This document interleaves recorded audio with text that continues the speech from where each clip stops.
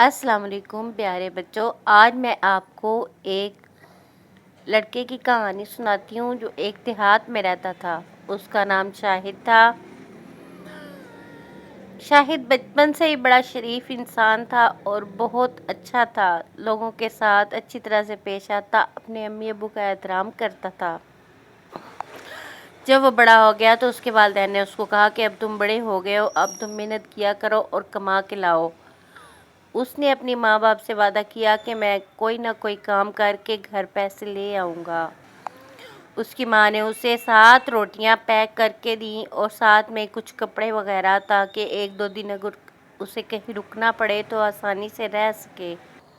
وہ چلتا گیا، راستے میں جنگل آیا، جنگل سے گزرا اور اس کے بعد وہ ایک چھوٹے سے گھر کے سامنے رک گیا جو بڑا پیارا اور خوبصورت تھا۔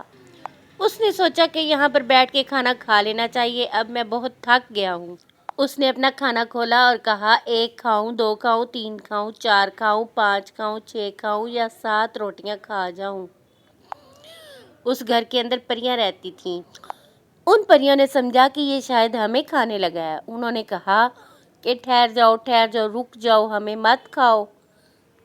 اگر تمہیں کسی چیز کی ضرورت ہے تو ہم تمہیں دیتے ہیں۔ انہوں نے اس کو ایک کیتلی دی۔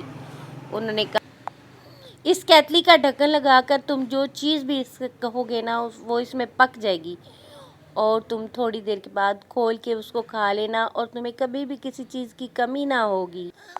لڑکا خوشی خوشی کیتلی لے کر چلا گیا۔ جب وہ گھر جا رہا تھا تو راستے میں شام ہو گئی اور اسے ایک ہوٹل میں قیام کرنا پڑا۔ ہوٹل کے مالک نے باتوں باتوں میں اسے ساری بات پوچھ لی اور رات کو جب وہ سو رہا تھا تو اس کی کیتلی تبدیل کر دی، اس کی جگہ پر اپنی کیتلی رکھ دی۔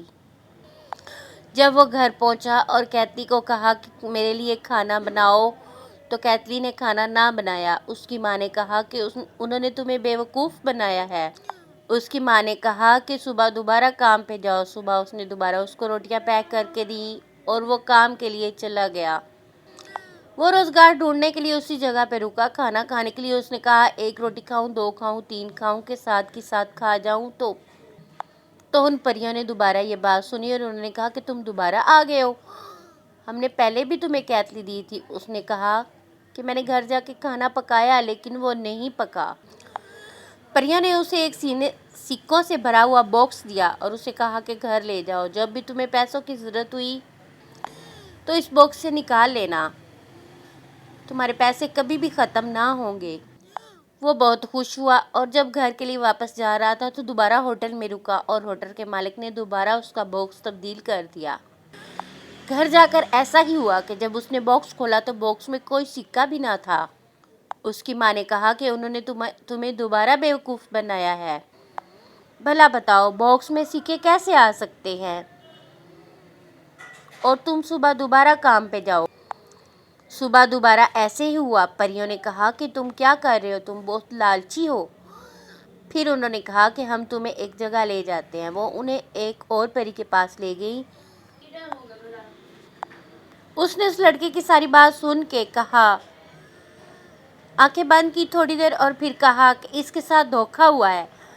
پھر اس نے انہیں کہا کہ اس کو ایک رسا اور ڈنڈا دیں، اور لڑکے کو کہا کہ جب وہ جائے ہوٹل میں تو مالک کو بتائے کہ اس رسے کو کہنا ہے رسا ول اور ڈنڈا کوٹ، اور جب وہ ایسا کرے گا تو پھر ساری چیزیں وہ تمہاری واپس کر دے گا۔ اب جب لڑکا سو گیا تو ہوٹل کے مالک نے کہا رسا اس کے اوپر لپٹ گیا اور ڈنڈے نے اوپر سے کوٹنا شروع کر دیا۔